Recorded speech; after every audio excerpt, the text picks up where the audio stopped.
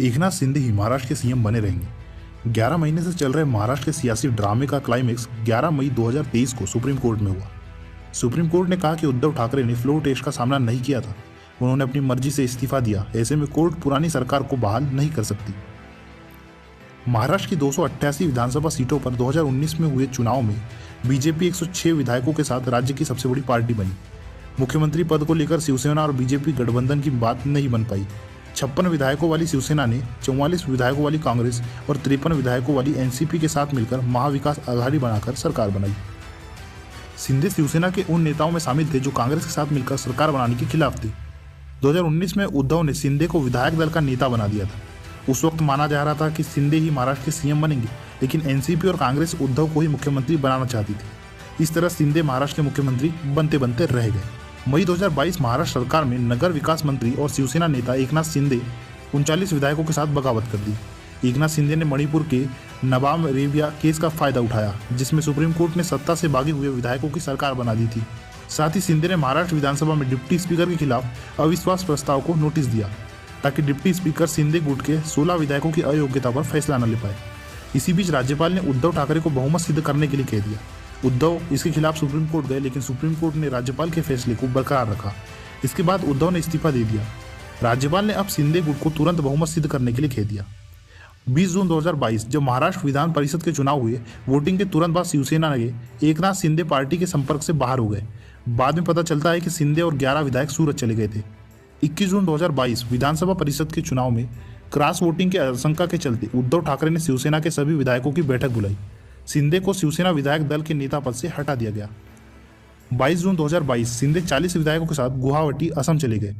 Guwahati 5 star hotel में एकनाथ शिंदे ने 42 शिवसेना और 7 निर्दलीय विधायकों के साथ फोटो जारी कर शक्ति प्रदर्शन दिया।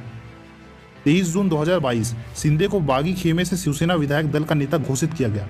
शिवसेना की याचिका के बाद विधानसभा उपाध्यक्ष नरहरि जीरोलाल और 16 बागी विधायकों को अयोग्यता नोटिस जारी किया गया।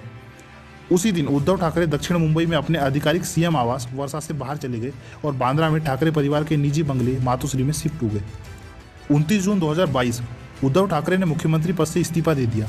शिंदे समूह के विद्रोह से शुरू हुई 9 दिनों की राजनीतिक उथल पुथल पर पर्दा डाला। सुप्रीम कोर्ट ने उद्धव ठाकरे से कहा था कि उन्हें अगले दिन साबित करना होगा कि उनकी सरकार के पास अभी भी बहुमत है।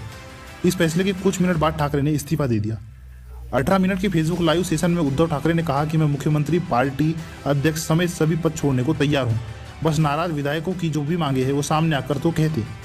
30 जून 2022 फेसबुक के जरिए उद्धव ठाकरे के महाराष्ट्र सीएम पद से इस्तीफा देने के 24 घंटे के अंदर शिंदे ने सीएम और बीजेपी नेता देवेंद्र फडणवीस ने डिप्टी सीएम के रूप में शपथ ली। 3 जुलाई 2022 महाराष्ट्र विधानसभा का 2 दिन का विशेष सत्र बुलाया गया। बीजेपी विधायक राहुल नार्वेकर स्पीकर चुने गए। 4 जुलाई 2022 शिंदे ने विधानसभा में 164 वोटों से जीत हासिल की और उनके पक्ष में 99 वोट पड़े। 8 अक्टूबर 2022 3 नवंबर को अंधेरी पूर्व विधानसभा उपचुनाव में पहले चुनाव आयोग ने शिवसेना के तीर कमान चुनाव चिन्ह को फ्रीज करने का आदेश दिया। इसके बाद ठाकरे गुट को जलती मसाल चुनाव चिन्ह और शिवसेना उद्धव बालासाहेब ठाकरे नाम दिया। शिंदे गुट को बालासाहेब की शिवसेना नाम और 2 तलवार 1 ढाल का चुनाव चिन्ह दिया गया। 17 फरवरी 2023 चुनाव आयोग ने आदेश दिया कि पार्टी का नाम शिवसेना और पार्टी का चुनाव चिन्ह धनुष और 3 एकनाथ शिंदे गुट के पास रहेगा। आयोग ने पाया कि शिवसेना का मौजूदा संविधान अलोकतांत्रिक है, क्योंकि उद्धव गुट ने बिना चुनाव कराए अपने लोगों को अलोकतांत्रिक रूप से पदाधिकारी नियुक्त किया था। 20 फरवरी 2023 आखिरकार विधान भवन में शिवसेना पार्टी का ऑफिस भी शिंदे गुट को सौंप दिया गया। 21 फरवरी 2023 सुप्रीम कोर्ट ने लगातार 9 दिन तक इस महाराष्ट्र के सियासी संकट से जुड़े केस की सुनवाई की थी। 16 मार्च को सभी पक्षों की दलीलें पूरी होने पर कोर्ट ने फैसला सुरक्षित रख लिया था। तब भी कोर्ट ने कहा था कि उद्धव इस्तीफा दे चुके हैं, अब बहाली कैसे करें। 11 मई 2023 सुप्रीम कोर्ट ने कहा कि महाविकास आघाड़ी सरकार को बहाल करके उद्धव को वापस मुख्यमंत्री बनाने का आदेश नहीं दिया जा सकता, क्योंकि उन्होंने फ्लोर टेस्ट का सामना नहीं किया था। 16 मार्च और 11 मई दोनों ही दिन सुप्रीम कोर्ट ने कहा था कि उद्धव ने स्वेच्छा से इस्तीफा दिया है, ऐसे में कोर्ट इस्तीफा रद्द नहीं कर सकता।